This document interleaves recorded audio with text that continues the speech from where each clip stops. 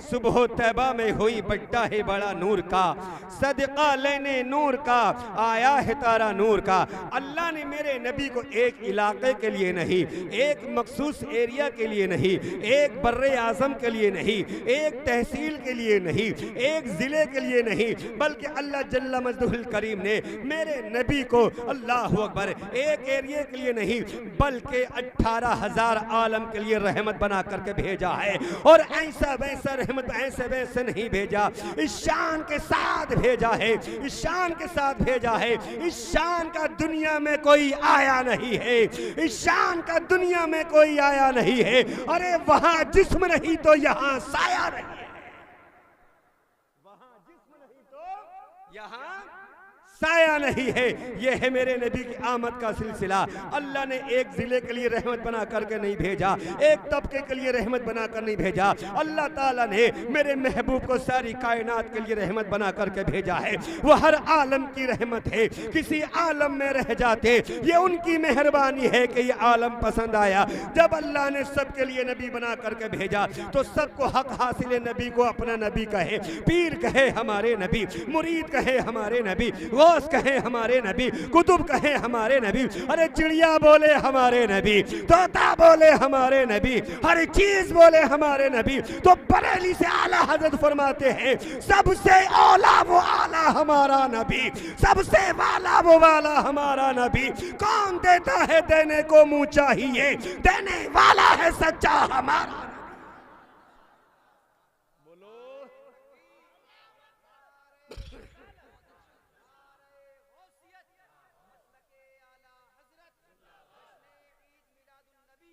जिंदाबाद जिंदाबाद। बात समझ में आ रही है?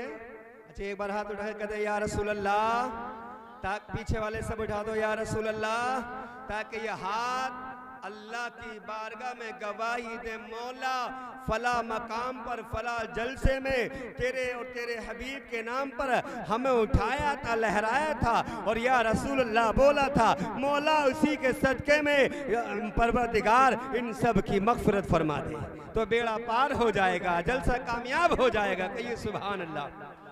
तो आला हज़रत फरमाते हैं जब सबने कहा हमारा नबी, तुमने भी कहा हमारा नबी, सबने कहा हमारा नबी, तो बरेली का इमाम उसने भी तो कलम उठा दिया और कहता है सबसे औला वो आला हमारा नबी, सबसे वाला वो वाला हमारा नबी।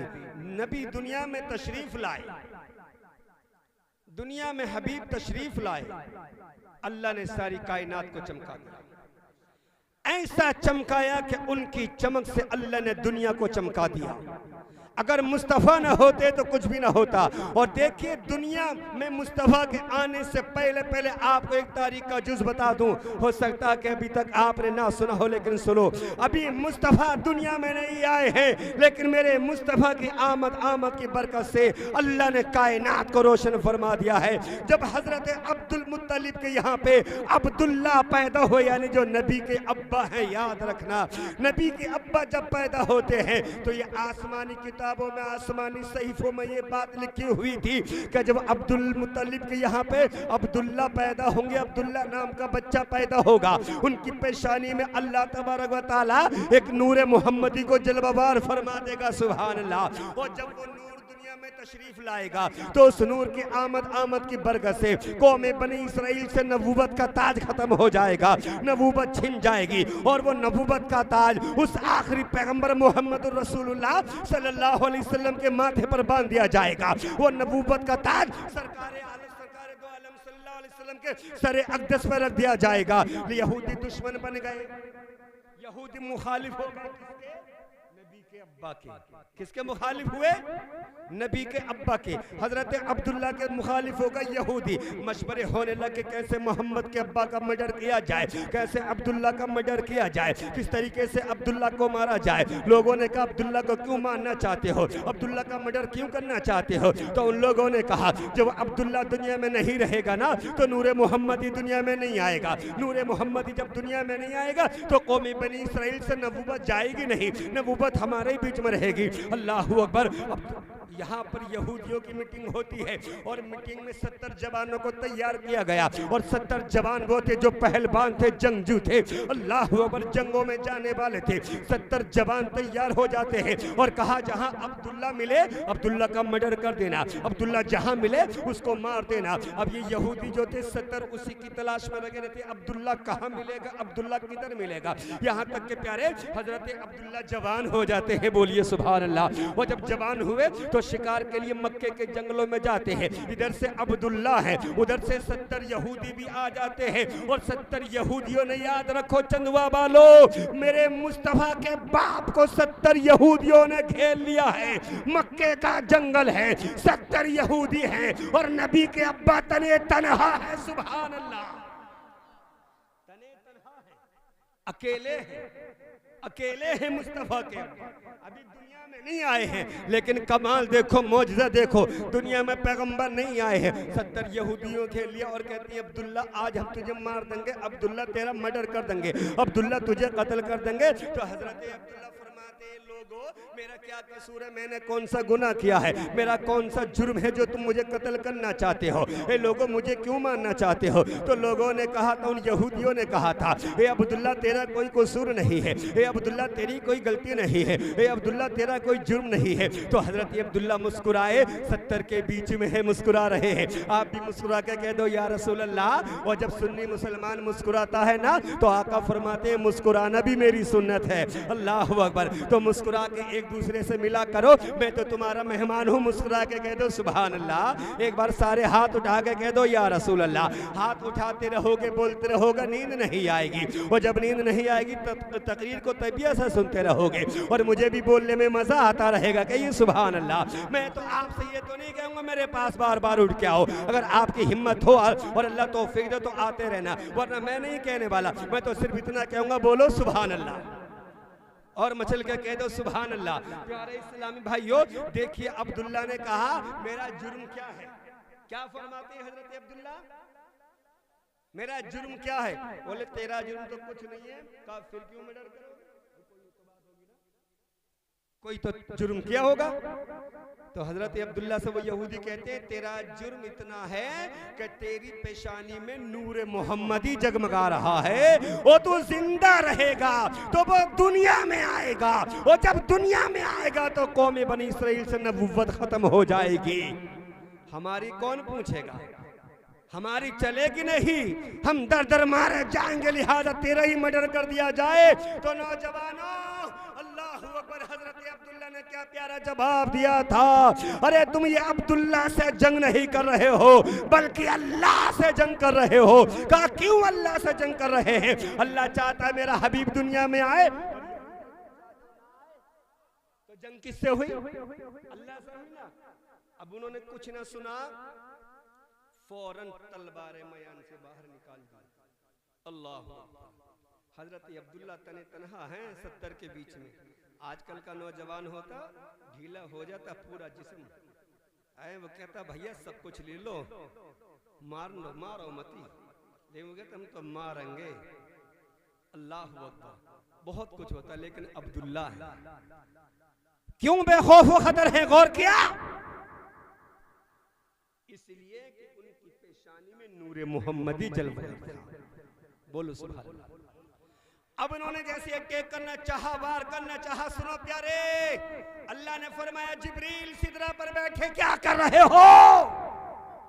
मौला हुक्म फरमा, कहा जिब्रील देख मक्के के जंगलों में मेरे महबूब के अब्बा को यहूदियों ने घेर लिया है, और जा 2 फरिश्तों को साथ में लेकर जा, उन 70 को कत्ल कर दे, महबूब के अब्बा को बचा ले। सुभान अल्लाह, महबूब के अब्बा को बचा ले। कहा ठीक है मौला, जाता हूँ। हजरत जिब्रील आते हैं, मक्के के जंगलों में गए, 2 फरिश्ते आए, उन 70 को मर्डर कर देते हैं, 70 को कत्ल कर देते हैं। हजरत अब्दुल्ला की जान बच जाती है, और जैसे ही हजरत अब्दुल्ला बचे, हजरत जिब्रील ने समझाया अब्दुल्ला तुम घर से बाहर ना निकला करो, अल्लाह को तुम्हें बड़ी जरूरत है, तुम्हारी पेशानी में नूरे मोहम्मदी जगमगा रहा है। हजरत अब्दुल्ला घर पे आई, सारा वाक़या अपने बाप अब्दुल मुत्तलिब को बताया। हजरत अब्दुल मुत्तलिब ने जब सुना तो आप परेशान हो जाते हैं, बेटा बेटे तेरे बहुत दुश्मन हैं, अब मैं ये चाहता हूँ तेरा निकाह कर दिया जाए, तेरी शादी कर दी जाए। अल्लाह अकबर। आज का नौजवान होता तो शादी के नाम पे बगले फुला लेता, बगले फुला लेता, कहता अब्बा जल्दी कर दो।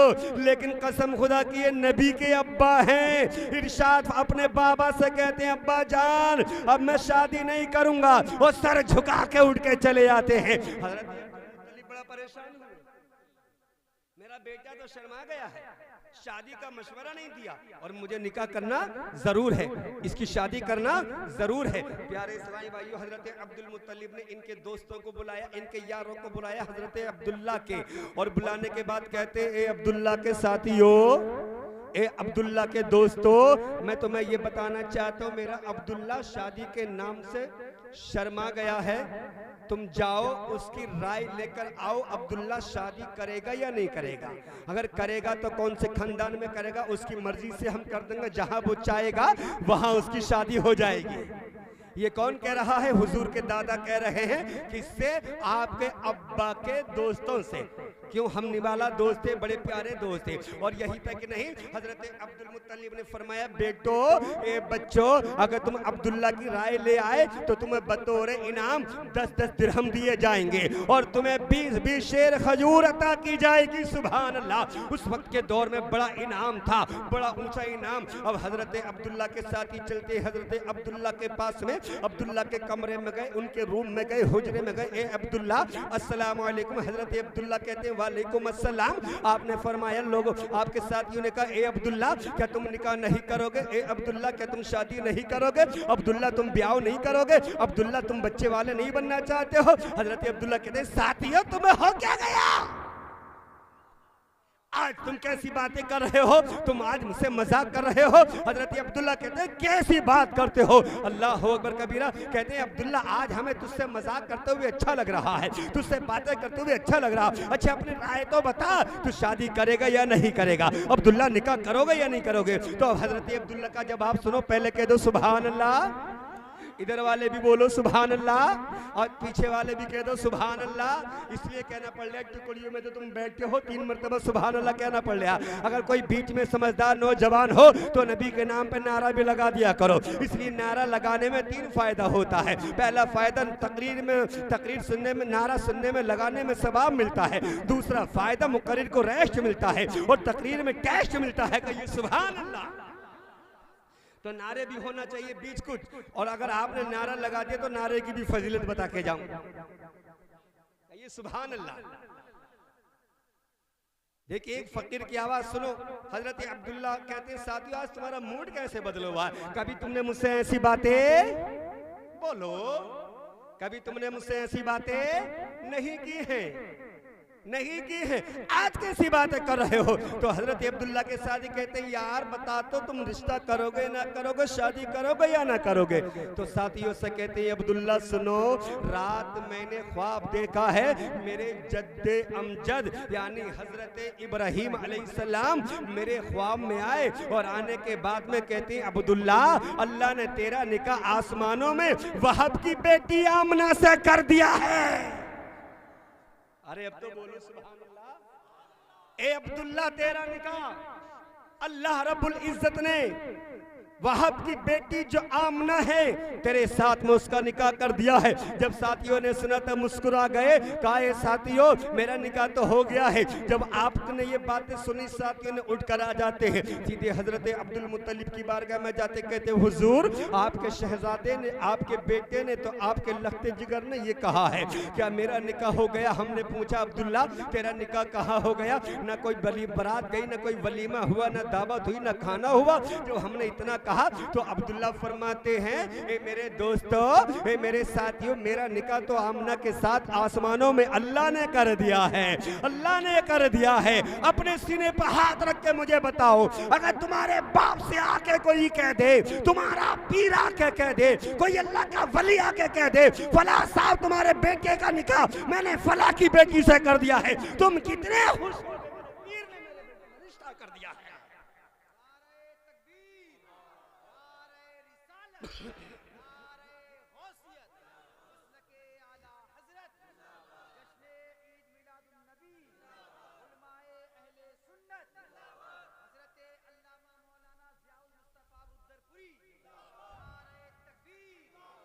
बोलो सुभान अल्लाह। अब कुछ मैं भी ठीक साथ देने लगा, मुझे लगता है बोल्डिस बढ़ गए। अल्लाह बरकतें फरमाए, कहिए सुभान अल्लाह। इसलिए साथ दे रहा ना कि आप साथ दे रहे हैं। ये भी अफरा तफरी कर रहा था मैं जब आप अफरा तफरी में लगे हुए थे। देखिए अल्लाह दिलों के राज को जानता, दिलों के भेदों को जानता है। सबसे छुपा लोगे दिल में क्या है, लेकिन अल्लाह से आला हज़रत फरमाते छिपके लोगों से किए जिसके गुनाह, छिपके लोगों से किए जिसके गुनाह, वो खबरदार है क्या होना है। दिलों को पाक रखो, अल्लाह सब देख रहा है। दिलों को साफ रखो, अल्लाह देख रहा है। किसी की गिबत मत करो, चुगली मत करो, अल्लाह को ऐसा इंसान पसंद नहीं है। बोलिए सुभान अल्लाह। तो बात कहाँ चल रही थी, याद है? हाँ देखो भाई साहब सुने गौर से, ऐसी जहनियत के साथ हमें प्रोग्राम सुनना चाहिए।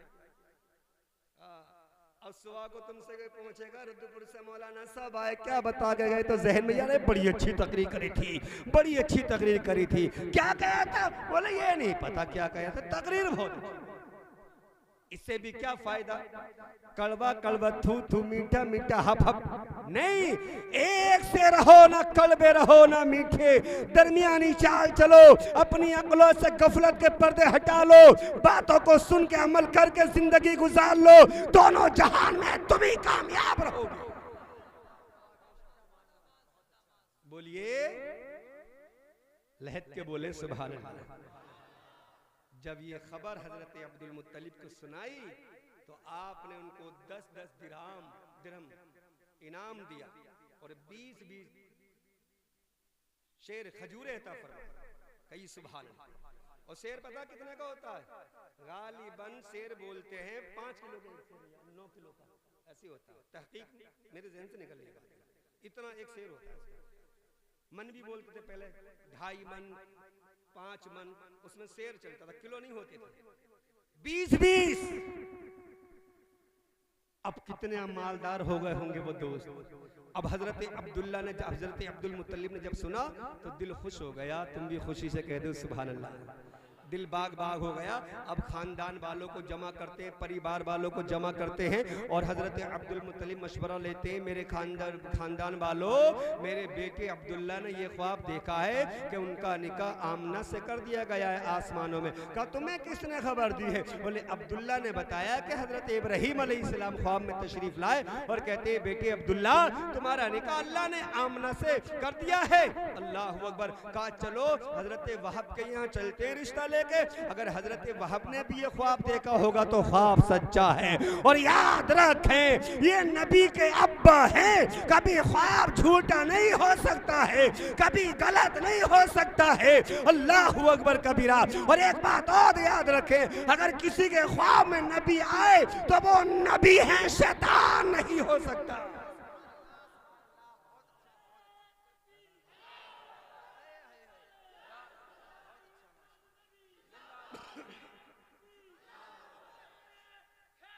या हैदरी बोलिए सुभान अल्लाह। अब लोग तैयार होकर चले, तुम भी चलते हो। जब घर से रिश्ते के लिए चलते हो, फुप्पो अलग खुश होती है, खाला अलग, माँ अलग, बहन की खुशियों का तो आलम ही कुछ और होता है। लेकिन गौर करो वहां किसी और के रिश्ते के लिए नहीं बल्कि नबी के अब्बा के रिश्ते के लिए जा रहे हैं। खानदान वाले कितना खुश होते हैं। आसमान वाले खुशियां मना रहे थे, फर्श वाले खुशियां मना रहे थे, हूरें झूम रही थी, फरिश्ते झूम रहे थे। आज नबी के अब्बा का रिश्ता हो रहा है। भैया कहाँ जा रहे हो?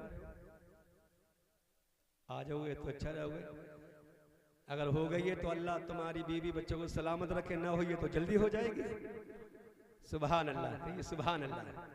एक बार कहता है या रसूल अल्लाह। अब बड़ी खुशी के साथ चले, दरवाजा खटखटाया, कुंडी बजाई, आवाज आई, कौन? हजरत अब्दुल मुत्तलिब फरमाते हैं मैं अब्दुल मुत्तलिब अब्दुल्ला का बाप काबे का मुतवल्ली बोल रहा। हजरत वहाब ने जब इतना सुना दौड़ते गए। लिखा है तारीखों में, लिखा है, ये कोई लफबाजी थोड़ी कर रहा हूं मैं आपसे, ये मेरे रब का करम है। मार्केट में नया माल आता है, मेरे सीने में जलसे में जाता हूँ और आपके साथ पेश कर देता हूँ। कहिए सुभान अल्लाह। हजरत वहाब ने सुना कि काबे के मुतवल्ली अब्दुल मुत्तलिब आए, दौड़े दौड़े आए, दरवाजा खोला, इज्जत के साथ बिठाया। खानदान वालों ने कहा, अब्दुल मुत्तलिब फरमाते हैं वहाब हम इसलिए आए हैं कि हमारे बेटे अब्दुल्ला ने यह ख्वाब देखा है, तुम्हारी बेटी आमना जो है उसका रिश्ता अल्लाह ने आसमानों में मेरे बेटे अब्दुल्ला के साथ कर दिया है, बताओ तुम्हें रिश्ता मंजूर है या नहीं। तो हजरत वहाब का जवाब सुनो। हजरत वहाब पुकारते हैं, ए अब्दुल मुत्तलिब अगर मक्के का ये दस्तूर न होता कि बेटी बाले के बेटे वाले रिश्ता लेकर न आए, तो अगर ये दस्तूर होता कि बेटी वाले रिश्ता लेकर के जाए तो मैं तुम्हारे दरवाजे पे कल ही पहुंच जाता। कहा क्यों? कि जो बेटी तुम्हारे बेटे अब्दुल्ला ने ख्वाब देखा है वही ख्वाब मैंने भी देखा है। मेरी बेटी का निकाह अब्दुल्ला के साथ अल्लाह आसमानों में फरमा रहा है, लिहाजा ये रिश्ता मंजूर है। तारीख रिश्ता मंजूर है, तारीख रख ली जाए। अब बताओ सब मुसलमान हो ना? सब मुसलमान हो ना? मुसलमान किसे कहते हैं? ईमान वाले को। किसका कलमा पढ़ा? किसका पढ़ा? इतना तो बता सकते हो यार। किसका कलमा पढ़ा? नबी का ना। बात किसकी हो रही है? नबी के अब्बा की। किसकी बात हो रही है? नबी के अब्बा की। अच्छा हम मुसलमान नबी का कलमा पढ़ने वाले, नबी की तारीफ करने वाले, नबी के गीत गाने वाले, नबी के टुकड़ों पे पलने वाले, उनकी मोहब्बत में जीने मरने वाले, बोलो सुभान अल्लाह। तो अच्छा ये बताओ जलसा सजाने वालों, पैसा लगाने वालों, मुझे इनाम देने वालों, कि नबी के अब्बा की जो शादी की तारीख लगी थी वो कौन सी तारीख थी? चांद की। सवाल कर दिया मैंने, जवाब दो तभी तकरीर आगे बढ़ाऊं। अभी तो करे हम मुसलमान। जो बुनियादी बात मैंने पूछी तो सब तुक तुक दीदम दम न कशीदम। बस ऐसी मुसलमान है, जरा सी बात हो जाए लड़कियां निकालने वाले मुसलमान हैं। हमें गैरत नहीं आती, हम कैसे मुसलमान हैं? अगर हमारी बहन बेटियां बाहर दरवाजे पर निकल जाए हम तकने वाले मुसलमान हैं। अगर किसी की बहन बेटी को जाते हुए बाहर देख लो हम गलत डालने वाले मुसलमान हैं। मुसलमान वो नहीं होता है, अरे मुसलमान तो वो होता है जो अपनी तालीम पे अमल करके अपनी जिंदगी गुजारता है। मैं बताऊं मुसलमान कैसा होता है? तकरीरें तुमने बहुत सुनूंगी यार मेरे भाई, आओ मैं तुम्हें तकरीर का जो सुनाऊं। तकरीर किसे कहते हैं? मुसलमान किसे कहते हैं? मैंने पहले कहा मुझे जरूरत नहीं है, ये मेरी किस्मत में होंगे तो आएंगे, लेकिन पैगाम लेकर के जाओ। पैसा खर्च करते हो तो जल से सुना करो, लफबाजी मत सुना करो। मैं तो हक कहता हूँ, खुला बोलता हूँ अल्हम्दुलिल्लाह। खुला बोलने वाला का रिज़्क़ तंग नहीं होता है, अल्लाह उसका रिज़्क़ वसी फरमाता है, अल्लाह उसके रिज़्क़ को बढ़ा देता है। हक बोलो, हक नहीं बोलो, झूठी गवाही मत दिया करो, वरना ऐसे फंसोगे, ऐसा फंसोगे, अल्लाह ऐसा शिकंजों में कसेगा कोई बचा नहीं पाएगा। स्पेन एक मुल्क के नाम सुना होगा, तारीखों पढ़ाओ, नौजवान है यार, तारीखें नहीं पढ़ी है तुमने। स्पेन एक मुल्क है यहूदी। किसका? मेरी माँ तुम भी सुनो, अपने बच्चों को गौसे आज़म नहीं बना सकती हो तो उनका सच्चा गुलाम बना के परवरिश करो। ए मेरी बहनों, तुम अपने भाई ज़ियाउल मुस्तफा की बात को सुन रही हो, गौर से सुन लो। मेरी माँ अपने बेटे की आवाज को सुन लो। तुम ख्वाजा गरीब नवाज तो पैदा नहीं कर सकती हो, लेकिन उनके सच्चे गुलाम तो बना सकती हो। स्पेन से जब मुसलमानों को निकाला गया था, बहनों सुनो, माओ सुनो, दर्द भरे जुमले। आज ये मुसलमान सिर्फ गोश्त खाने का नहीं बना है। गोश्त ना मिले तो बोराजा गाठ के अंदर मिल जाए, कैसी भी मिले, हलाल हो हराम हो मिले। ये हाल है। बुरा तो नहीं लग रहा मेरी बात? बुरा लग रहा है? काम की बात बता रहा हूं। जब स्पेन से मुसलमानों को निकाला गया, पूरा खाली कर दिया था वो मुल्क मुसलमानों को निकाल के, लेकिन कुछ मुसलमान उसमें रह गए थे। वो कैसे रहे? उन्होंने यहूदी लिबास पहना, यहूदी ड्रेस पहनी, कोई ढंग चाल। अब छानबीन करने से ही पता नहीं चलता था मुसलमान है हमारे मुल्क में या नहीं। आप यहाँ आप इधर आ जाओ, इमाम सर के ताज होते हैं। हाँ है, ये किसी और का मुसल्ला नहीं संभालते, संभाल रहे नबी का मुसल्ला। अल्लाह लोग इनके खुराफात करने लग जाते इमामों की। बहरहाल मैं उधर नहीं जा रहा, अभी बात खराब हो जाएगी, मेरा मौजू बिगड़ जाएगा। जब एक एक मुसलमान को स्पेन से निकाल दिया गया, उस मुल्क से बाहर निकाल दिया गया, मुसलमानों को बेदखल कर दिया गया था उस वक्त में। अब कुछ लोग, कुछ मुसलमान दुबे छुपे रह गए थे, जिन्होंने अपनी पहचान बदल ली थी, जिन्होंने अपना हुलिया बदल लिया था, अपनी शनाख्त बिल्कुल खत्म कर ली थी, पहचान नहीं हो रही थी। अल्लाह अकबर कबीरा। तो उन यहूदियों ने काम करा कि एक एक घर को छान लिया था, एक एक चप्पे को छान लिया था, एक एक कोने को छान लिया था। जब भी उन्होंने सांस लिया था ठंडा के हमारे मुल्क में कोई भी मुसलमान नहीं रहा है, हमने सबको भगा दिया है। ए मेरे प्यारो सुनो, लेकिन उनको शक हो रहा था कि हमें अब भी शहर के अंदर मुसलमान मालूम होते हैं। तो उन यहूदियों ने क्या काम किया था, एक मटके में पानी भरा कि देखे हम मुसलमान ऐसे पहचानेंगे। अब कोई तरकीब नहीं बची थी, तो आखिरी तरकीब ये थी, उन्होंने एक मटके में पानी भरा और बीच चौराहे पर पानी ला के रख दिया और एक कोल के मरीज को बुलाया जो बहुत ज्यादा कोड़ी था और उसे ये समझा दिया था इस मटके के पास में बैठ जाना और यही पुकारता रहना, पानी पिला दो, पानी पिला दो, पानी पिला दो, यही रट लगाते रहना, पानी पिला दो। लेकिन तू किसी के हाथ से पानी मत पीना, तू पानी मत पीना, यही बोलता रहना, पानी पिला दो, पानी पिला दो। अल्लाह अकबर। उन यहूदियों ने ये तरीका अपनाया, मटका रख दिया पानी भर के, एक कोड़ी को चौराहे पर बिठाल दिया। लोग जो जिस रास्ते से ज्यादा गुजरते थे उसी आम सहरा पर बिठाल दिया। अब वो कोड़ी कहता था, पानी पिला दो, पानी पिला दो, धूप हो रही है, गर्मी लग रही है, पानी पिला दो, मेरे हाथ कोड़ से गल चुके हैं, पी नहीं सकता, पानी पिला दो। अल्लाह अकबर। एक दिन हो गए, 2 दिन हो गए, 3 दिन हो गए, 4 दिन हो गए, 5 दिन हो गए, 6 दिन हो गए। वो अल्लाह अकबर दिन पे दिन गुजरते चले गए। जब कई दिन गुजर जाते, 1 हफ्ता गुजर जाता है, तो उधर से एक मुसलमान का गुजर हो गया, लेकिन पहचानने में तो नहीं आ रहा था, देखने में यहूदी लग रहा था, चालो चलन से यहूदी लग रहा था, लेकिन जासूस लगे हुए थे, हम मुसलमान को ढूंढ मारेंगे। अल्लाह अकबर। देखो इनसे कहते हैं मुसलमान।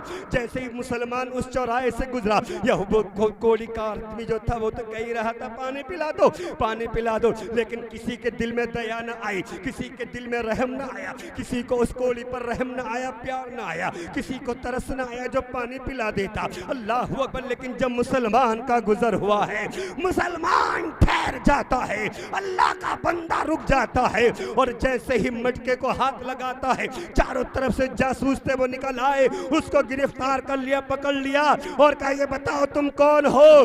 तुम यहूदी नहीं हो सकते, तुम ईसाई नहीं हो सकते, तुम नसारा नहीं हो सकते। कहा क्यों? बोले ये रहम दिल तो मुसलमान ही हो सकता है जो एक प्यासे को पानी पिला दे। किसी के दिल में रहम नहीं होता है, अगर रहम होता है तो मुसलमान के दिल में रहम होता है।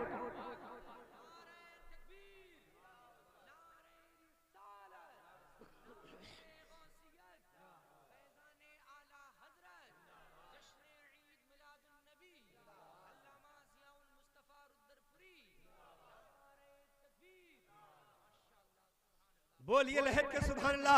अब वो मुसलमान कहता है, यहूदियों तुमने मुझे कैसे पहचाना, तुमने मुझे कैसे जान लिया कि मैं मुसलमान हूँ? मेरी ड्रेस तुम्हारी जैसी है, मेरे बाल तुम्हारे जैसे हैं, मेरा चालो चलन तुम्हारा जैसा है, हर अदा तुम्हारे जैसी है। तो उन्होंने कहा, हम किसी चीज़ से ना पहचान पाए, हम जासूसी करते थे मुसलमान कहाँ छुपे हुए हैं, हम नहीं पहचान पाए थे। तो हमें ये तरीका मालूम हुआ कि कोई दयालु होता है तो मुसलमान होता है। तो मैं इस कोड़ी बेटी पर रहम आ गया, हम समझ गए तुम मुसलमान हो। बोले मुसलमान हो या नहीं हो? अब इसको कहने पड़ा मैं ही मोहम्मद रसूलुल्लाह का गुलाम हूँ। अल्लाह अकबर, मैं ही तो मदीने वाले आका का गुलाम हूँ। ये थे मुसलमान आज, लेकिन आज तो अपने गिरेबानों में झांक करके देखो और बताऊं, देखो मुसलमान कैसे होते थे। अरे तुम्हारी तारीफ तो अगियार करते हैं, तुम्हारी तारीफ तो गैर करते थे, तुम्हारे तंतराने तो गैर गाते थे, तुम्हारे कसीदे गैर पढ़ते थे, लेकिन आज गैर तुम्हें मार रहे हैं, आज तुम्हें ठुकरा रहे हैं। क्या वजह है?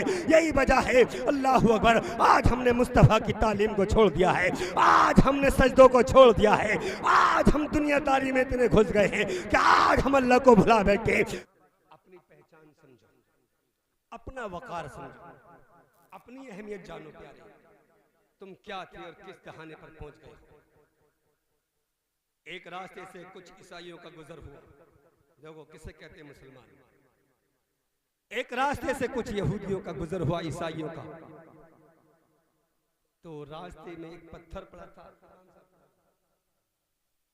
किसी की ठोकर लगी तो वो गैर मुस्लिम जो था, यहूदी हो या नसरानी जो भी था, वो गिर गया। गिरा तो चोट लगी, तो दूसरे ने कहा यार इस रास्ते से ऐसा लगता कोई मुसलमान नहीं गुजरा है, ऐसा लगता है कुछ देर से इस रास्ते से मुसलमान नहीं गुजरा। तो दूसरा ईसाई कहता क्यों, तुमने कैसे कह दिया? बोले अगर कोई मुसलमान गुजर जाता तो रास्ते पे ये पत्थर पड़ा ना होता, ये रोड़ा पड़ा ना होता। अरे जिस रास्ते से मोहम्मद का गुलाम गुजरता है वो रास्ते साफ करता हुआ निकलता है, जिधर से मुस्तफा का गुलाम निकलता है वो फूल बरसाता हुआ निकलता है, जिधर से मुस्तफा का दीवाना निकलता है वो रास्ते खुशबू से महक जाते हैं। न समझोगे तो मिट जाओगे हिंदी मुसलमानों, न समझोगे तो मिट जाओगे ए हिंदी मुसलमानों, तुम्हारी दास्तां तक भी न होगी दास्तानों में। ये हाल, मेरा मौजू बिखर गया, लेकिन वहीं पर लाऊंगा। और 1 घंटा हो चुका, वो जो तकरीर करने आया था वो तो मैंने करी नहीं। सुन लोगे? सुन लेंगे? माशाअल्लाह, सुन लोगे? 1 घंटा हो गया मुझे बोलते हुए, और मुझे खुद भी पता चला मैं तकरीर शुरू करिए नहीं करिए, जो मौजू था मेरे बहुत।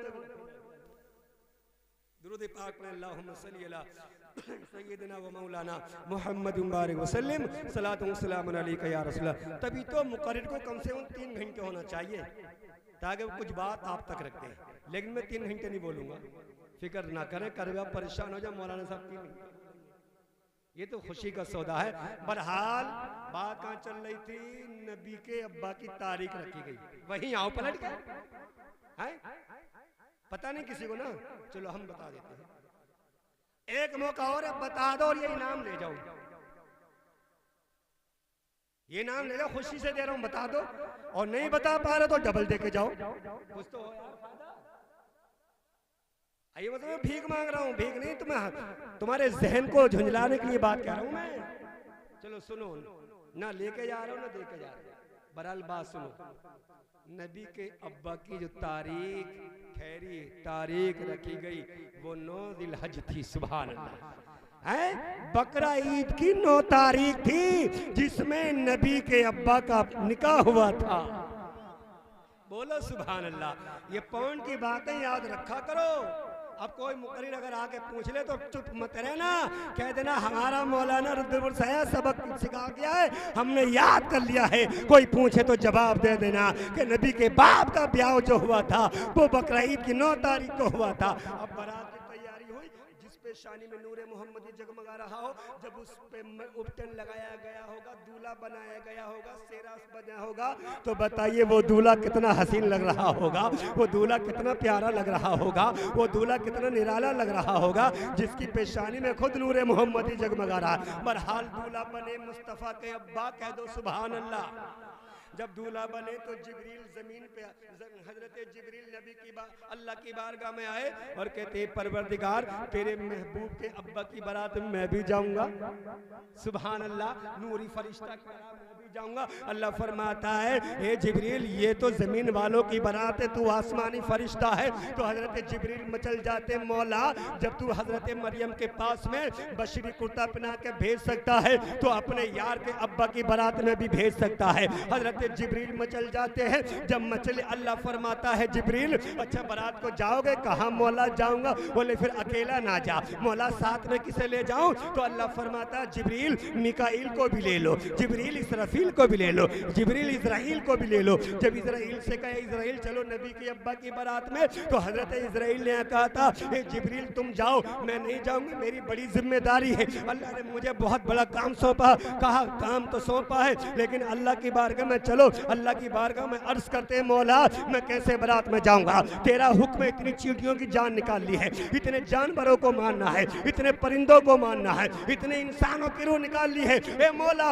अगर मैं बारात में चला गया तो ये काम कौन करेगा? अल्लाह फरमाता इजराइल नहीं नहीं, आज तो नबी के बाप की बारात का दिन है, आज तो खुशी का दिन है, आज तो झूमने का दिन है, आज किसी को रुलाने का दिन नहीं है, आज तो कायनात को मुस्कुराने का दिन है। इजराइल ने चींटी को मारा जाएगा, ना चींटे को मारा जाएगा। इजराइल ने परिंदे को मारा जाएगा, ना जानवर को मारा जाएगा। इजराइल आज किसी की रूह ना निकाली जाएगी, आज सबको खुश किया जाएगा। चलो मेरे महबूब के अब्बा की बारात में जाओ। अब अर्श वाले भी चले, फर्श वाले भी चले, जमीन वाले भी चले, आसमान वाले भी चले। बोलते रहो बहुत तेजी से बोलूंगा मैं। सब चले बारात में, बारात जाती है, खाना होता है, दाना होता है, निकाह होता है। हजरत वहाब कहते हैं अब्दुल मुत्तलिब मेरी बेटी की डोली तैयार हो गई है, अब लेके चलो, डोली को उठाओ। लेकिन याद रखना डोली को वो उठाएं जो पाक हो। लेकिन पाकियों की बारात थी, नूरियों की बारात थी, फिर भी कहा जो नूरी हो वो मेरी बेटी की डोली उठाएं। अल्लाह ने हुक्म दिया जिब्रील क्या कर रहे हो? एक तरफ जिब्रील तुम लग जाओ, एक तरफ मिकाइल तुम लग जाओ, एक तरफ इसराफील तुम लग जाओ। चारों फरिश्ते लग जाते हैं, नबी की अम्मा की डोली को उठा के लाते हैं। हजरत अब्दुल मुत्तलिब फरमाते हैं ये डोली पहले काबे के अंदर रखी जाएगी, पहले काबे का तवाफ किया जाएगा, फिर मेरे बेटे की दुल्हन को घर पहुंचाया जाएगा। नबी की अम्मा की डोली को उठाया गया, काबे के अंदर लाया गया। अल्लाह अकबर, काबे का तवाफ किया, 7 चक्कर लगाए। अब्दुल्ला फरमाते अब मैं अपने घर जाता हूँ। डोली लेके घर गए हैं। अल्लाह अकबर, जब घर गए, अब सुनो पॉइंट की बात में, जब घर गए दूल्हा घर गया, दुल्हन घर आई। अल्लाह अकबर, जब नूर के दरिया आपस में जो दो मिले, वो नूर मुंतकिल होके हजरत अब्दुल्ला की पुश्त से होता हुआ हजरत आमना के बतने पाक में तशरीफ ले आया है। सुभान अल्लाह, आमना के बतने पाक में तशरीफ ले आया। हजरत आमना फरमाती है एक मर्तबा जब मैं अपने घर जा रही थी अपने मैके, तो मैंने क्या देखा? जिधर को जा रही हूँ पेड़ कहते हैं ए आमना मुबारक हो, दरिया की मछलियां कहती है आमना मुबारक हो, बादल सर पे साया करते हुआ जा रहा है। मैं घबरा गई, अपने घर पहुंची। मैंने कहा अम्मा आज मेरे साथ तो बड़ा मामला हुआ। माँ फरमाती है बेटी आमना क्या हुआ? अम्मी जान जब मैं घर से निकली पेड़ झुकते चले जा रहे थे। अल्लाह अकबर, दरिया की मछलियां सलामी पेश कर रही थी, पत्थर सलाम पेश कर रहे थे, और ये आसमान मेरे सर पर साया करते हुआ जा रहा था। आपकी अम्मी मुस्कुरा जाती है और फरमाती है बेटी आमना मुबारक हो, मुबारक हो, अब तेरी गोदी में दोनों आलम का ताजदार आने वाला है, दोनों आलम का मालिक और मुख्तार आने वाला है।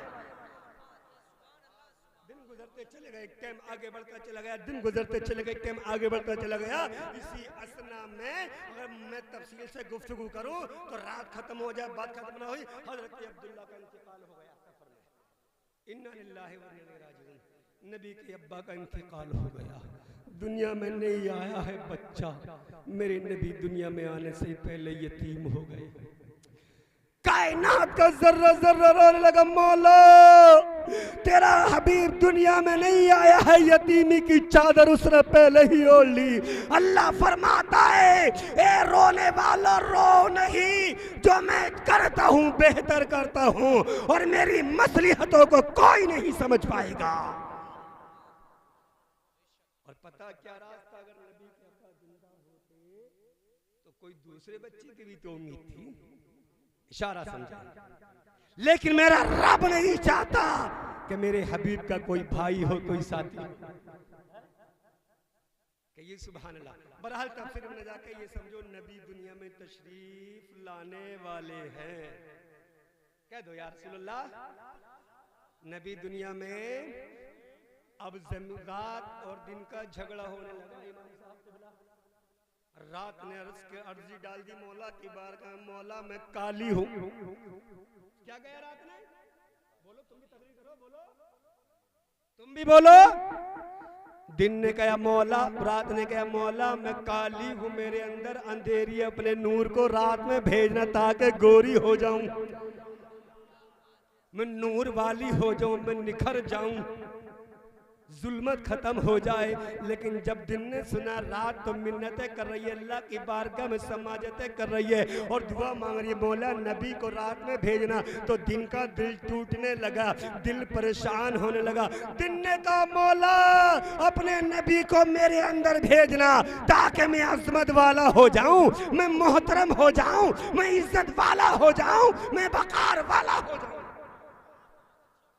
अब दोनों का पैगाम रब की बारगाह में रात अलग झगड़ रही है, अल्लाह की बारगाह में मचल रही है, दिन अलग मचल रहा है। मेरे रब ने दोनों के फैसले को सुना तो रब फरमाता ए रात तू भी मायूस ना हो, ए दिन तू भी मायूस ना हो। तो रात ने कहा मौला मेरे अंदर भेजेगा, तो दिन कहता क्या मौला मेरे अंदर भेजेगा। अल्लाह फरमाता है मैं दोनों को मायूस नहीं करूंगा। ए मौला फिर अपने नबी को कब भेजेगा, किस टाइम भेजेगा, कौन सा वक्त होगा, कौन सी रात होगी, कौन सा दिन होगा, कौन सा टाइम होगा, कौन सा महीना होगा। अल्लाह फरमाता है ए दिन और रात सुन ले, और ऐसे वक्त में भेजूंगा कि रात जा रही होगी, दिन आ रहा होगा, सुबह शादी का वक्त होगा, दोनों वक्त मिल रहे होंगे, उन्हीं के बीच में हबीब को भेजूंगा ताकि रात भी अजमत वाली हो जाए, दिन भी अजमत वाला हो जाए, रात भी निखर जाए, दिन भी निखर जाए। तो सुबह जा रही थी, रात जा रही थी, सुबह आ रही थी और मुस्तफा दुनिया में तशरीफ ला रहे थे। तभी तो बरेली से आवाज आ रही थी सुबह तैबा में हुई बट्टा है बड़ा नूर का, सदका लेंगे नूर का, आया है तारा नूर का, तेरी नस्ल पाक में है बच्चा बच्चा नूर का, तू है नूर, तेरा सब घराना नूर का। बोलो बोलो और मोहब्बत से बोलो और लहद के बोलो। तो अब दिन भी मोहतरम हो गया, रात भी इज्जत वाली हो गई, जुल्मत थी, अंधेरा था, सबको रोशन कर दिया। इसलिए अल्लाह फरमाता है मैंने अपने हबीब को सारी कायनात के लिए रहमत बनाकर भेजा।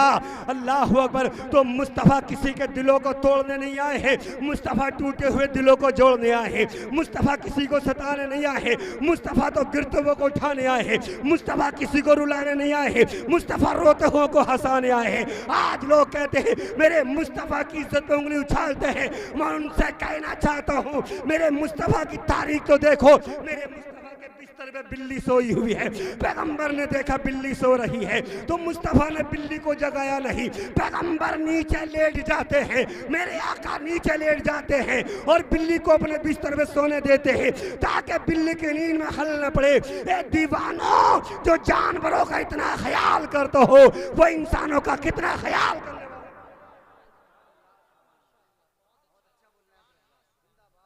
बोलिए सुभान अल्लाह।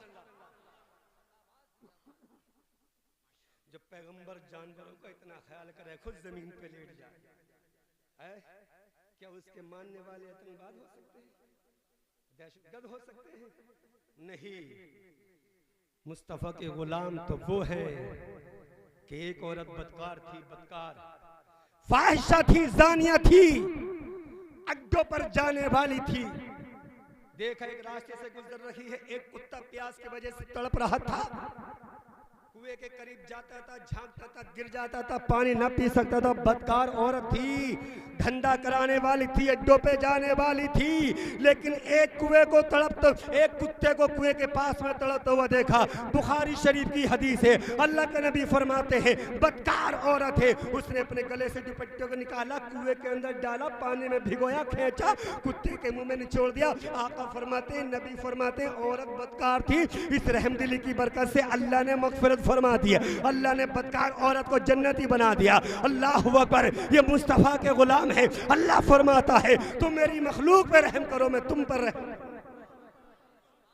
आइए बहुत जल्दी सुनिए। ये जब दोनों वक्त मिल रहे थे, रात जा रही थी, दिन आ रहा था, उसी के बीच में नबी तशरीफ ला रहे थे। अल्लाह अकबर, उसी बीच में महबूब तशरीफ ला रहे थे। हजरत अब्दुल मुत्तलिब फरमाते, मैं काबे का तवाफ कर रहा था, मैंने काबे का तवाफ करते करते क्या देखा, काबा मेरे घर की तरफ को झुकता चला जा रहा है, गिरता चला जा रहा है। मैं बड़ा परेशान, या अल्लाह अब क्या होगा, गरीबी का आलम है, पैसा नहीं, काबे के तो ईंटें टूट जाएंगी, काबा गिर जाएगा, अब काबे की तामीर कैसे होगी, क्या करा जाएगा। लेकिन लोगों ने कहा, ए अब्दुल मुत्तलिब, काबा गिर नहीं रहा है, हमने तो देखा है, काबा ही नहीं बल्कि मक्के की हर चीज तेरे घर की तरफ को झुकती चली जा रही है। कहा क्या हुआ, कि जाके तो देखो तुम्हारे घर में पोता आया है। अल्लाह हो, जब काबा झुक रहा था ना, तो इमाम अहमद रजा की नजरें देख रही थी, कलम को उठा रहे थे और फरमा रहे थे कि जिसके सजीदे को मैं है राबे काबा झुकी, उन भवों की लताफत पे लाखों सलाम। कुछ लोग जिक्र कर रहे थे बैठ के चौराहों पे, अरे मेरे बागों में पेड़ सूखे हुए थे, आज पेड़ हरे भरे नहीं बल्कि फलदार हो गए हैं। कोई कुछ कह रहा है, कोई कुछ कह रहा है, सब लोग अपनी अपनी बोली में कुछ न कुछ बोल रहे हैं। सुभान अल्लाह, सुभान अल्लाह। लेकिन जब नबी आ रहे थे, अल्लाह ने फरमाया, जिब्रील हर चीज को सजा दिया है, लेकिन जाओ। कहा जिब्रील जाओ, मौला कहाँ जाओ, कहा जल्दी करो, जन्नत से 3 झंडे लेके। आज हम झंडे भी लगाते हैं ना, तो लोगों के पेटों में मरोड़ियां पड़ जाए, गांठें पड़ जाए, गांठें दर्द होता है पेटों में, झंडे क्यों लगा दिए। और इलेक्शन के टाइम में खूब झंडे लगते हैं, उन झंडों पे किसी को इतराज नहीं होता है? अल्लाह के हबीब पैदा हुए, अल्लाह ने फरमाया, जिब्रील जल्दी जाओ, जन्नत से 3 झंडे लेकर आओ।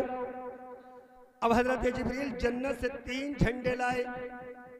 एक झंडा वहां लगाया जहां सूरज निकलता है, एक झंडा वहां लगाया जहां सूरज डूबता है, और एक झंडा दुनिया के बीचों बीच काबे की छत पे लगा दिया। सुभान अल्लाह, दुनिया के बीचों बीच काबे की छत पे झंडा लगा दिया। अब यहां से पता चला, झंडे लगाना बिदअत नहीं बल्कि जिब्रील की सुन्नत है। झंडे लगाना हजरत जिब्रील की सुन्नत है। अच्छा, झंडे लगे 3, एक सूरज निकलने की जगह झंडे, एक सूरज डूबने की जगह झंडा, और एक दुनिया के बीचों बीच काबे की छत पर झंडा। अच्छा, झंडा क्यों लगता है, क्यों लगाते हो? अरे नबी की पैदाइश की खुशी में लगाते नहीं लगाते हैं ना हम झंडा। अच्छा, जब इलेक्शन का जमाना आता तो गांव गांव झंडा, गली गली झंडा, खंबा खंबा झंडा, साइकिल साइकिल झंडा। एक नौजवान को देखा, हाथ में झंडा, सीने पे बिल्ला, और बिल्ला भी हाथी का, इतना बड़ा बिल्ला हाथी को लटकाए फिर रहा। मैंने पूछा, ये बिल्ला बिल्ली क्यों? सुनो, तो उन दीवानों ने कहा था, मौलाना साहब ये झंडे लगाकर हम ये बताना चाहते हैं, हम ये दिखाना चाहते हैं, ये झंडे हाथ में लेकर बिल्ले लगाकर हम अपनी पार्टी का ऐलान करते हैं, अपनी पार्टी का ऐलान करते हैं। मैं फला पार्टी से हूँ, मेरे करीब कोई दूसरा ना आए, मैं अपनी पार्टी का झंडा लगा के बताना चाहता हूँ, मैं फला पार्टी से ताल्लुक रखता हूँ, दूसरा मेरे करीब ना आए। ए चंदवा वालों, अब ना समझोगे तो कब समझोगे? अल्लाह अकबर। अरे जब रबीउल अव्वल का चांद नजर आए, दुकान पे लगा दो झंडा, मकान पे लगा दो झंडा, दीवार पे लगा दो झंडा, रिक्शा पे लगा दो झंडा, और तुम भी अपनी पार्टी का ऐलान कर दो, मैं मोहम्मदी हूँ, मैं मोहम्मदी, मैं मोहम्मदी हूँ, मैं मोहम्मदी, मैं मोहम्मदी हूँ, मैं मोहम्मदी, मैं मोहम्मदी हूँ, मैं। तुम पीछे रह रहे हो। जब रबीउल अव्वल का चांद नजर आए, लगा दो झंडे, और तुम भी अपनी पार्टी का ऐलान कर दो, मैं मोहम्मदी हूँ, मैं मोहम्मदी।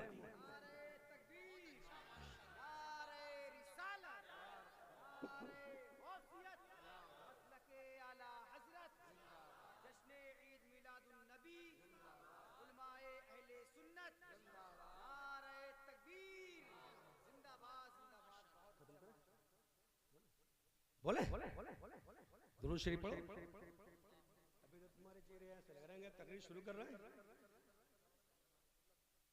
आपके चेहरे देख के मेरा मूड बन गया, वरना मैं बीमार आदमी, मेरी तबीयत खराब चल रही है।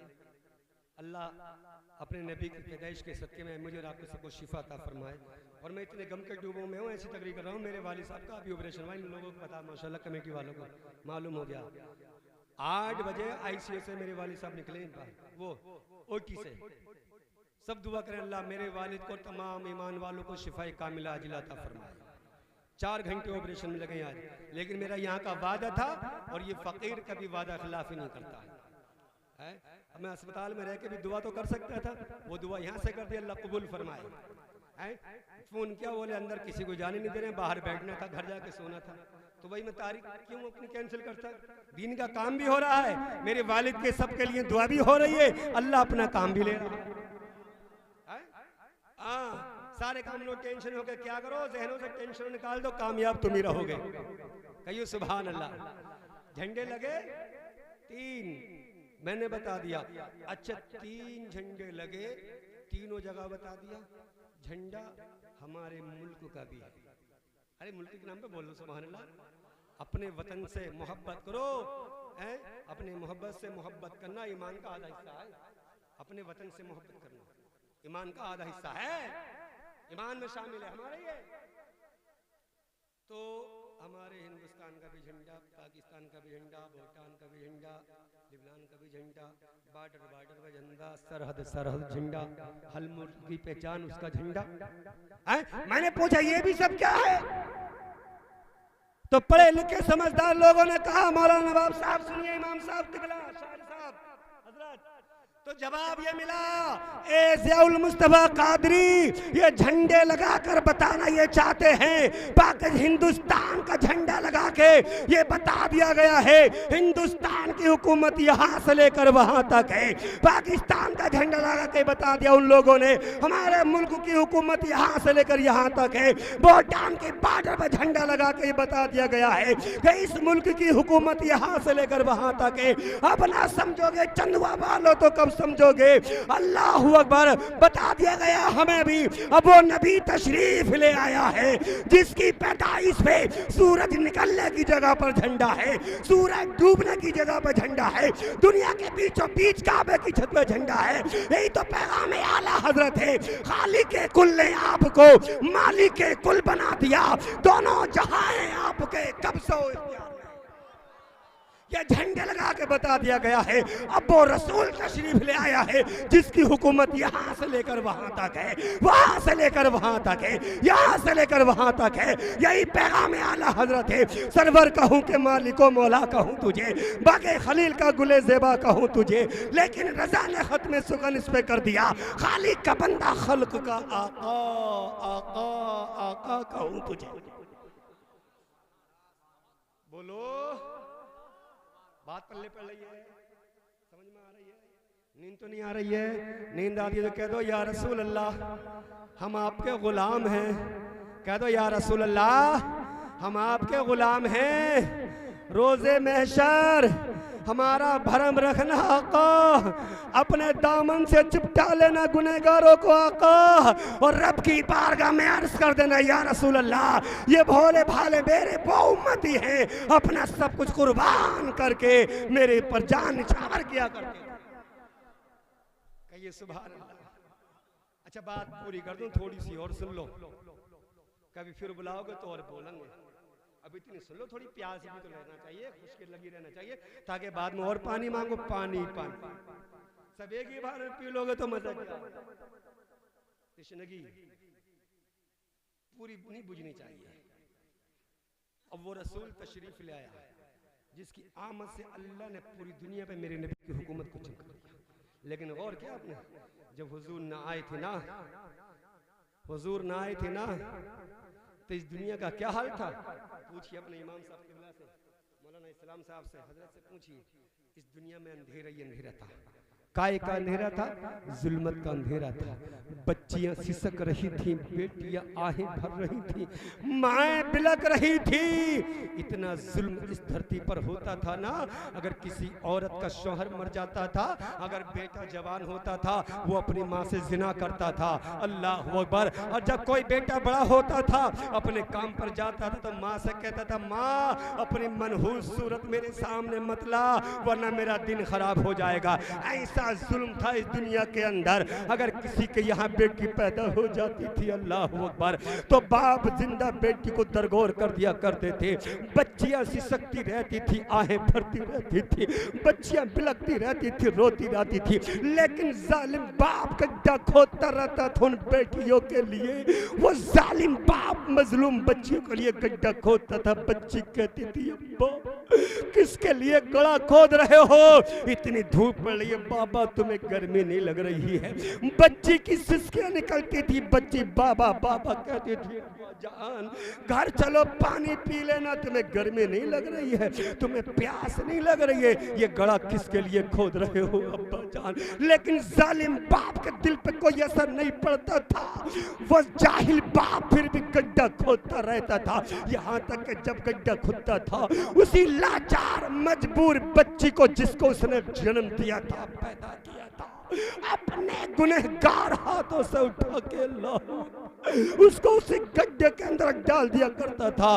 बच्चियां चीखती थी, मौला किसी ऐसे को भेज दे जब इंसाफ का कलम उठा दे।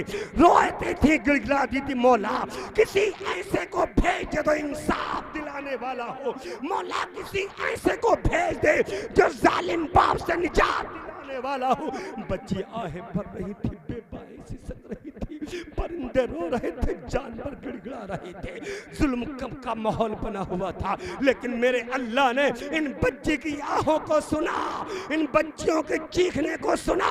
मेरे परवरदिगार ने इन बेपाओं की आहों को सुना, इन्हीं के बीच में मुस्तफा को भेजा। जब मुस्तफा दुनिया में आए तो मेरे नबी ने फरमा दिया, अब बेटियों को कोई मारेगा नहीं, बेटियों को कोई दबाएगा नहीं, बेटियों को कोई जलाएगा नहीं। फरमाते हैं, बेटी मेरे दिल का टुकड़ा है, बेटी मेरे दिल का चैन है, बेटियां तुम्हारे दिलों का सुकून है। लेकिन आज इन माओ को भी तो समझना चाहिए, ये माएं थोड़ी डायन हो गई हैं।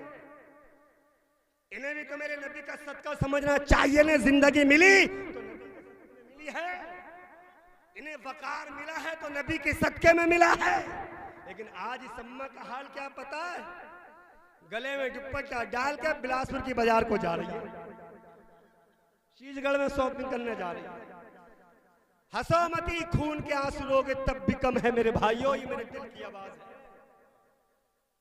जिस और जो औरत घर से बाहर निकलती है ना, अब बगैर पर्दे के और बगैर शोहर की मर्जी के, तो उस औरत पर अल्लाह और उसके फरिश्ते लानतें भेजते हैं। जब तक घर तक पलट कर नहीं आती, उस पर रब के फरिश्ते लानतें भेजते रहते हैं। और अगर शौहर ने जाने की बगैर शौहर ने जाने की इजाजत दे दी, खुद घर में बैठा है और ये गलियों में घूमते फिर रही है, ऐसे मर्द को, ऐसे शौहर को शरीयत ने दयूस कहा। संभालो इन बहन बेटियों को। अगर मुस्तफा ना आते तो इनकी जिंदगियों का हाल क्या होता पता और क्या था। सुनो एक टुकड़ा बताऊं, किसी औरत का शौहर खत्म हो जाता था, सुनो मेरी बहनों, तुम नबी के सदका खा रही हो, सब नबी का सदका खा रहे हैं, लेकिन तुम्हें नबी की सुन्नत पता नहीं। तुम शादी पार्टी में मिनट मिनट पर जोड़े घोड़े बदलती हो, तुम नमाज नहीं पढ़ती हो, बच्चों के बहाने करती हो। आज तो डायबिट चला, आज तो पैम्पर चला, काय के बहाने हैं। अल्लाह अकबर। गौसे आजम की 49 औलादें थी, 49, लेकिन कभी गौसे आजम की नमाज या उनकी अहलिया की नमाज ना छूटी। किसी औरत को शौहर जब मर जाता था ना, तो आलम क्या होता था, उस औरत को कोठरी में बंद कर देते थे, अंधेरे में बंद कर देते थे, और बहुत मुख्तसर सड़ा गला खाना दिया जाता था उस औरत को, और 1 साल के बाद उसको निकालते थे। बहुत सी औरतें तो वैसे मर जाया करती थी घुट घुट कर कुलन की वजह से, और जो जिंदा निकलती थी उसके साथ पता क्या सलूक होता था। जब तक हुजूर ना आए थे, उन औरतों के सर के बाल मूंडे जाते थे, उनका काला मुंह किया जाता था, और उनको गधे पे बिठाल कर मक्के की गलियों में घुमाया जाता था, और ये कहा जाता था ये वो मनहूस औरत है कि जिसने 1 साल पहले अपने शौहर को खा लिया है। ऊंट की मिंगनियां फेंकी जाती थी, इतना जलील और रुस्वा किया जाता था इस औरत को, इतना जलील समझा जाता था इस मुआशरे में औरत को। अल्लाह हो, ऐसी हैवानियत की जाती थी इस औरत के साथ में, ऐसी दरिंदगी की जाती थी इस औरत के साथ में। लेकिन इज्जत मिली मेरे नबी का सदका है, दौलत मिली मेरे नबी का सदका है। ए मेरी माँ बहनों, अपने नबी की इज्जत पे तुम भी आंच ना आने दो। अल्लाह अकबर, तुम भी नमाजों की पाबंदी किया करो, अपने सरों को ढका करो, पाबंदी से पर्दे का एहतमाम किया करो। अगर तुम्हें कोई चीज है जरूरत तो अपने शौहर से कहो, बहनों तुम्हें जरूरत है तो अपने भाई से कहो, ए बेटियों तुम्हें जरूरत है तो अपने बाप से कहो। अगर ये लाके नहीं देंगे तो ये गुनहगार होंगे, ये मुजरिम होंगे, ये गुनहगार, लेकिन तुम गुनाह से बच जाओगी। लेकिन एक बात बताऊं, आगे किसने किया? हमने किया ना आगे। खुद तो हम पड़े रहेंगे, मस्ती करते रहेंगे घरों में और औरतों को बाहर भी।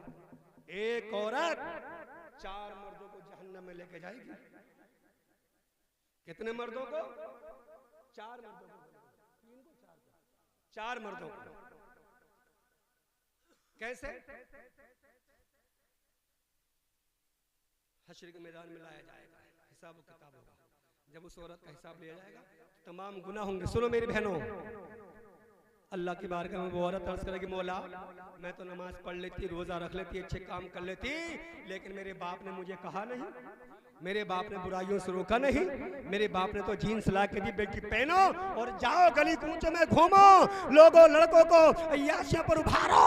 अल्लाह अकबर, मेरे बाप ने खुद मुझे शह दी, मेरी माँ ने मुझे शह दी, मौला मैं क्या करती? अगर मेरा बाप कह देता मुझसे खबरदार, कदम बाहर निकाला, तो मेरी हिम्मत नहीं थी। मेरा बाप 2 तमाचे मार के मुझे सुधार सकता था, मेरी मजाल नहीं थी, चली जाती। चलो बाप ने कहा, भाई मेरा जवान हो गया, भाई ने भी मुझे नहीं रोका, वो भी मेरे साथ में अय्याशियां करता रहा, अपनी मोटरसाइकिल बैठ के मैं मेले ठेलों में बाजारों में घुमाता रहा, मेरे भाई ने नहीं रोका। अल्लाह फरमाएगा, इसके बाप को पकड़ो जहन्नम में भेज दो, इसके भाई को पकड़ो जहन्नम में भेज दो। अल्लाह अकबर कबीरा। कहा जाएगा जब मैं जवान हो गई, मेरी शादी हो गई, मैं ससुराल चली गई, तो मेरे शौहर ने मुझे नहीं रोका, मेरे शौहर ने नमाजी नहीं बनाया, मेरे शौहर ने मुझे बुराइयों से नहीं रोका, मेरे शौहर ने मुझे तमाम तबाकारियों से नहीं रोका, इसलिए मेरे शौहर को भी लाओ और मेरे शौहर को भी जहन्नम में डाल दो। एक औरत 3 आदमियों को जहन्नम में लेकर चली जाएगी, बाप को, बेटे को, शौहर को। अल्लाह अकबर। याद रखो इसका जिम्मेदार कौन है? हम ही तो है ना।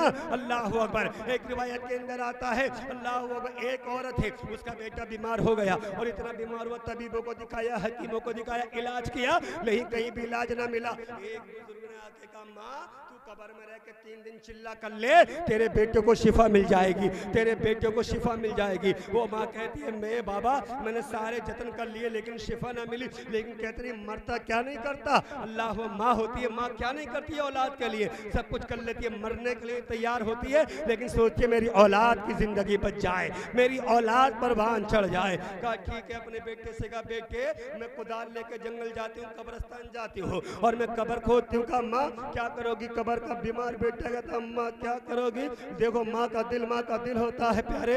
माँ कहती है, मेरे लाल, मेरे लगते जिगर कब्र खोदूंगी और उसमें 3 दिन रहूंगी, जिंदा रहूं तो निकाल लेना, दम निकल जाए तो वहीं छोड़ देना। कहा क्यों? कहा किसी ने बताया है तुझे शिफा मिल जाएगी, तुझे शिफा मिल जाएगी। कहा अच्छा शिफा मिल जाएगी माँ? बेटा कहता ठीक है माँ चली जाओ। 1 दिन हुआ, 2 दिन हुआ, जब तीसरी रात आती है तो उस बूढ़ी ने क्या देखा? उसके सामने एक कब्र को खोला गया है और वो कब्र खोली गई तो क्या देखती है? एक औरत है उस कब्र में लेटी है। सुनो मेरी बहनों, अपने भाई की आवाज को सुन लो, माओ अपने बेटे जियाउल मुस्तफा की आवाज को सुनो। जब वो बूढ़ी औरत अपनी कब्र से निकल के उस औरत की कब्र को जाती है तो मंजर क्या था? ये कोई लतीफा नहीं है। कब्र शक हो गई, खुल गई, उस औरत के पेशाब और टॉयलेट की जगह से गंदा खून और पीप बह रहा था। जिस्म पे सांप गधे के सर के बराबर लिपटे हुए थे जो उसे अज़ाब दे रहे थे। और एक गंजा सांप, गंजा दहा उसके खोपड़े पर बैठा था, उसका भेजा नोच रहा था, भेजा। जब इस औरत ने देखा इसके अज़ाब तो पूछती है, ए बहन ये बता दे कब्र में तेरे ऊपर ये अज़ाब कैसा हो रहा है? ए नंगे सिर घूमने वालियों, ए नाचना कूदना देखने वालियों, अपने मोबाइल पे गाना सुनने वाली सुनो, अपने कानों में लीड लगा के रातों को अपनी जिंदगी तबाह करने वाली सुन लो। तेरे कानों से गंदा पीप क्यों निकल रहा है? तेरे जिस्म पे सांप और बिच्छू क्यों मुसल्लत है? और एक गंजा सांप तेरा भेजा क्यों खा रहा है? और पता सांप गंजा क्यों होता है? जब वो 500 बरस का हो जाता है बूढ़ा, तब कहीं जाके वो और जहरीला होता है, फिर वो गंजा होता है। वो जहन्नमी गंजा सांप उस औरत के भेजे को खा रहा था। किसी के अंदर ताब है देखने की, किसी के अंदर हिम्मत है देखने की, कोई आंख ऐसी है जो मंजर को देख सके, लेकिन जब हाल साथ में ऐसा होगा फिर क्या आलम होगा? अल्लाह की पनाह में रखे। छिप के लोगों से किए जिसके गुनाह, वो खबरदार है। कौन? अल्लाह। वो खबरदार है क्या होना है। कहा बहन तेरे साथ में इतना अजाब कैसे हो रहा है? अब ये रोने का तो कोई मसला ना, अजाब ही इतना था। अल्लाह ने इसे बोलने की कुव्वत दी। अल्लाह जो चाहे कर सकता है, बोलने की कुव्वत दी है। रोते हुए कहती है, तड़पते बिलबिलाते हुए कहती है, ए माँ मेरे हाल ये है, जब मेरी शादी ना हुई थी तो मेरा बाप मुझे रोकता था, लेकिन मैं परकत की कबूतरियों की महफिल में जाती थी, नाचने कूदने करती थी, बाजारों में घूमा करती थी, अय्याशियाँ करती थी। मेरे बाप ने भी मना किया था, मेरी माँ ने भी मना किया था, लेकिन मैं नहीं मानी।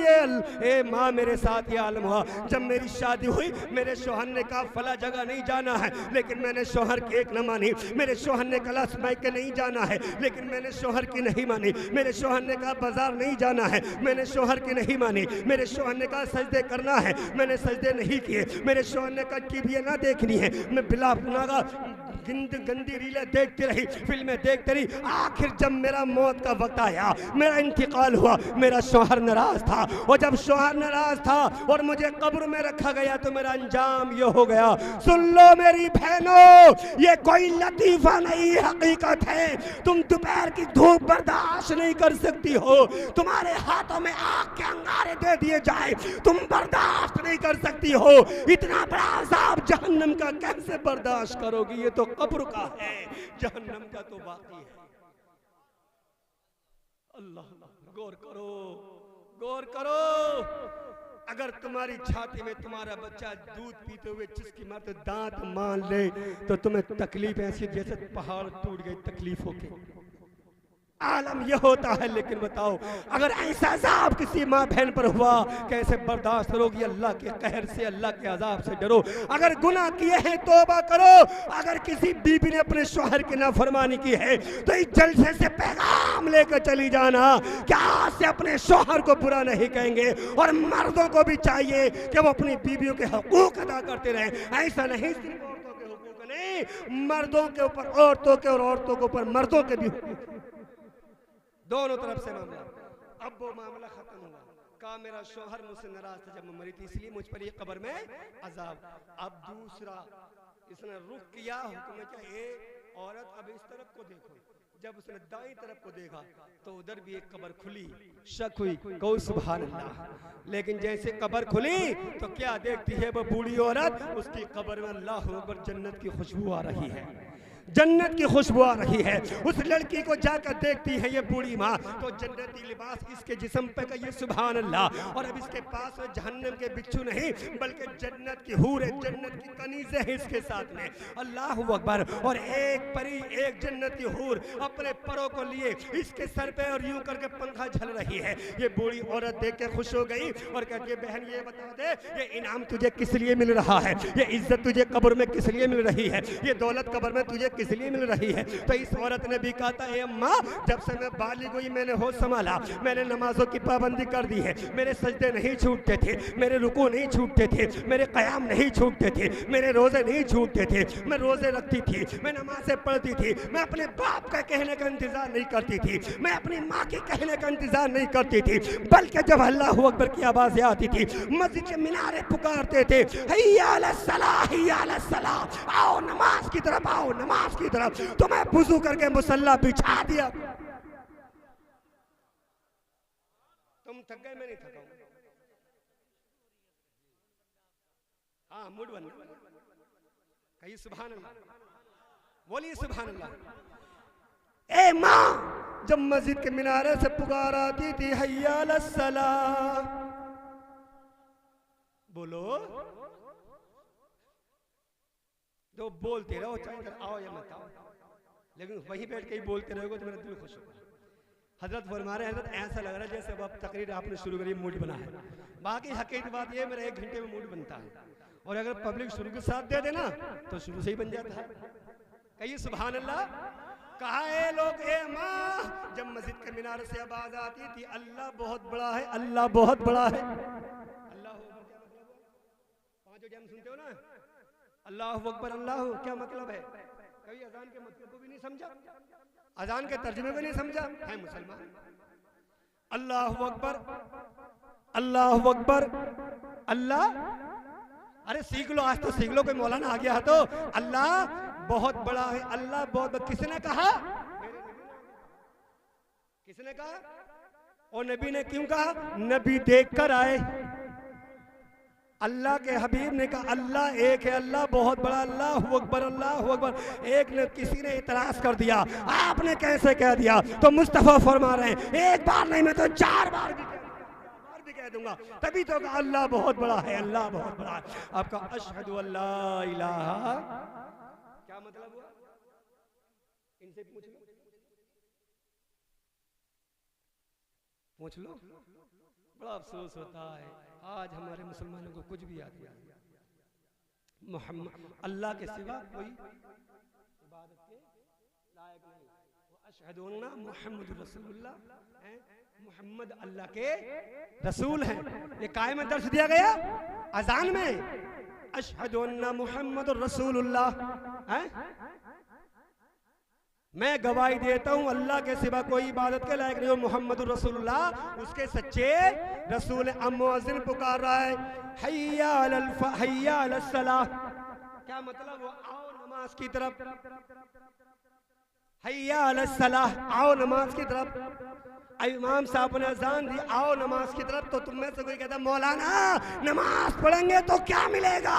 तो अजान तुम्हें जवाब दे रही है, हैया अलल फलाह, अजान में जवाब मिल गया, आओ कामयाबी की तरफ। तो वो कहती है माँ, जब अल्लाह के घर से आवाज आती थी ना तो मैं ये सारे काम करती थी, ऐसे ही बड़ी हो गई, मैंने पर्दे का एहतमाम किया। आलम ये था, मेरा नखून भी मेरे चचेरे नहीं देखा, मेरा चेहरा मेरे तयरे ने नहीं देखा, मेरा चेहरा मेरे मुमेरे ने नहीं देखा। जिन जिन से पर्दा रब ने फर्ज फरमाया है, मेरे चेहरे को आज तक किसी गैर मर्द ने नहीं देखा। लेकिन मुझे हया आती है, शर्म आती है। नौजवानों, हमारी बहन बेटियां खुलेआम बाजारों मार्केट जो मेरे ठेला में घूमती है, तुम कैसे मुसलमान हो? अभी मैं आपसे कहूं, आपके समझ में कोई नौजवान हो, मेरी बहनों सुनती रहना, अब तुम्हारे लिए बोलो, इनके लिए तो पहले हो गई। कोई एक नौजवान हसीन हैंडसम हो और प्रधान जी के दरवाजे में जाकर कहे प्रधान जी बाहर निकल के आओ, आ गए, बोले मैं कैमरा लाऊं, जापान का कैमरा है, अच्छा मोबाइल है, एप्पल का बहुत अच्छा फोटो था, अपनी बेटी का फोटो दे दो, जेब में रखूंगा। हिम्मत कर लोगे ऐसा? अरे जवाब, हाना का जवाब तो दो। अगर ताकत वाले हो गए ना, थोड़ी तमाचा मारोगे, और ताकत वाले हो गए ना तो लाठी मारोगे, और तमाचा और ज्यादा ताकत वाले हो गए तो एक मत, मेरे दरवाजे में मेरी बेटी का फोटो मांग रहा है, तेरी गैरत को गवारा कैसे हुआ? मेरी बेटी के मेरे दरवाजे में मेरी बेटी का फोटो मांग रहा है। अल्लाह अकबर। और यहीं तक मामला नहीं होगा, कोर्ट कचहरी हो जाएंगे, ताने जेल हो जाएंगी, सिर्फ इतनी सी बात है। लेकिन मर्दों, तुम्हारी मर्दानगी कहाँ मर जाती है? जब तुम्हारी बेटी मेलों में जाती है, जब तुम्हारी बेटियां मेलों में जाती है, उस वक्त तुम्हें गैरत नहीं चलती, तुम्हें उस वक्त मुस्तफा की शरीयत याद ना आती, तुम्हारी हमीयत कहाँ सो जाती है, तुम्हारी गैरत कहाँ सो जाती है? और अगर ऐसी आलम में मौत आ गई, बताओ अपने रब को क्या मुंह दिखाओगे, अपने अल्लाह को क्या चेहरा दिखाओगे? अल्लाह ने पूछ लिया तेरी बेटी थी, सुधारा क्यों नहीं? क्या मुंह दिखाओगे रब को? बोलो सलीम भाई, बोलो पप्पू भाई, अरे बोलो नन्हे भाई, बोलो अबरार भाई, रब की बारगाह में वहां शर्म के मारे चेहरे झुकेंगे, कोई कसूर माफ नहीं होगा। यानी कहा ज्यादा माफ कर दो नहीं, बल्कि सजा मिलेगी। अल्लाह, वहां की सजा मैं कुछ नहीं बयान कर सकता, इतना कह दूं, अल्लाह के नबी ने फरमाया, ये तो बहुत बड़े बड़े गुनाह मैंने गिना दिए। जो नमाज को हल्का जाने, हल्का पढ़ता भी है लेकिन हल्का जाने नमाज को, तो हुक्म ये है उसके लिए सबसे हल्का अजाब ये होगा कि उसका भेजा ऐसा खोल रहा होगा जैसे तावे की पतीली में पानी खोलता है। और अजाब का क्या होगा? और अजाब का क्या होगा? अपने इस नाज़ुक जिस्म पर तरस खा। देखा 2 महीने पहले बारिश न हो रही थी, हर आदमी चीख रहा था बारिश न हो रही है, गर्मी, ज़बानें बाहर निकल रही थी, इंसानों के बीच जानवरों के क्या हाहाकार मचा हुआ था। लोग मस्जिदों में दुआएं करा रहे थे, जलसों में दुआएं करा रहे थे, अल्लाह बारिश कर दे, गर्मी हो रही है। ए नौजवानों, ये बारिश के कतरे जो है ना, ये पानी के एक जर्रा 70,000 मरतबा 70,000 नहरों में भिगो के तुम्हें दिया गया है। उसकी गर्मी का ये आलम है कि एक जर्रे से पूरी दुनिया जल जाए तो जहन्नम। मेरी माँ बहनों, तरस खाओ अपने नाजुक जिस्म पे, जो तुम धूप भी बर्दाश्त नहीं कर सकती हो। मस्जिद के आ गए, जोहर की नमाज में चप्पलें गर्म हो जाए तो कहते हैं अरे इमाम साहब, मौलाना साहब, बड़ी गर्मी हो गई, चप्पलें पैरों में नहीं डाले। यानी मैंने बहुत से देखा नल पे जाकर पानी डाले, तो उस दिन क्या होगा जब सवा नेज़े पर सूरज होगा, सवा नेज़े पर, अब पीठ है सूरज की, जब चेहरा होगा, अब मिट्टी की जमीन है, तावे की जमीन होगी, नफ्सी नफ्सी का आलम होगा, कोई किसी का पुरसाने हाल न होगा। बच्चों गुनाह से बचो।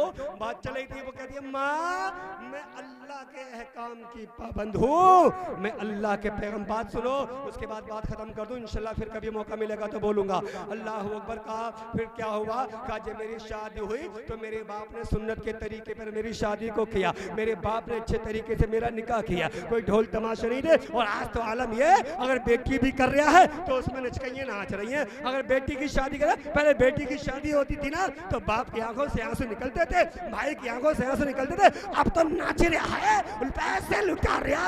याद रख ले, अगर तूने रंडियों पे पैसे लुटाए, डीजे बाजे पे पैसे लुटाए, तूने बेटी की शादी में फुजूल खर्ची करी, ये तेरे जहन्नम का सामान है।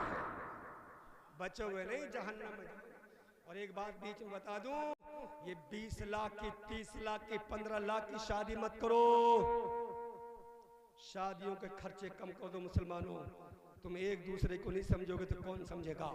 खर्चे कम करके 2 लाख में, 1 लाख में शादी निपटाओ और 15 लाख रुपए बचा के बच्चे को डॉक्टर बना दो, 15 लाख रुपए बचा के बच्चे को मास्टर बना दो, 15 लाख बचा के बच्चे को वकील बना दो, जाके जब तुम्हारा मुसलमान जाए कचहरी में तो वकील तुम्हारा हो, जब तुम्हारा मुसलमान जाए बीमार अस्पताल में तो डॉक्टर तुम्हारा हो, जब तुम्हारा मुसलमान कहीं जाए तो तुम्हारा बेटा होना चाहिए। आज तुम सालों सालों तुम्हारे कागज, तुम्हारे काम रुके रहते हैं, उसकी वजह यही है आज कोई नहीं है। आज तुम्हारा बात है ना, तो उस लड़की ने कहा था मेरे बाप ने मेरी बड़ी सादगी से शादी करी, मेरे शौहर का जो हुक्म था मैं वो मानती रही। मेरे शौहर ने कहा कहीं नहीं जाना है, कहीं नहीं जाती थी। जहाँ शोहर की इजाज़त होती थी वहीं जाती थी, जहाँ शोहर कहता था वहीं जाती थी। यहाँ तक कि मेरे शोहर ने यह भी कहा था कि अगर मैं घर पे ना हूँ, तुम्हारे बाप का इंतकाल भी हो जाए तो बगैर इजाज़त के अपने बाप के जनाजे में मत जाना। ऐसे ही हुआ, बेटी के बाप का इंतकाल हो गया। वो कहती अम्मा मेरा शोहर घर नहीं था, और ये टेलीफोन का ज़माना नहीं था, सैटेलाइट का ज़माना नहीं था, वायरलेस का ज़माना नहीं था। खबर आई बेटी तेरे बाप का इंतकाल हो गया है। तो इस लड़की ने जवाब दिया था बाप के जनाजे को देखूं या शोहर के फरमान को देखूं?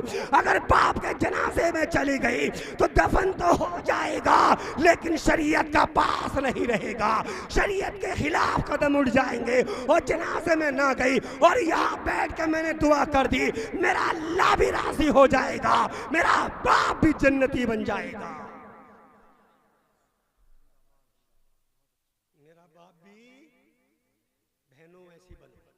अपने बाप के लिए जन्नत बनो, अपने शौहर के लिए जन्नत बनो, अपने भाइयों के लिए जन्नत का सामान बनो। अल्लाह की बारगाह में दुआ है, मौला मेरे कहने में कोई गलती हो गई हो और आपके सुनने में कोई खामी हो गई, मौला दोनों को माफ फरमाए। अस्तगफिरुल्लाह रब्बी मिन कुल्लि ज़म्बिन व अतूबु इलैह। पूरा मजमा कलमा शरीफ पढ़ लीजिएगा, ला इलाहा इल्लल्लाहु मुहम्मदुर रसूलुल्लाह। अस्सलामु अलैकुम व रहमतुल्लाह।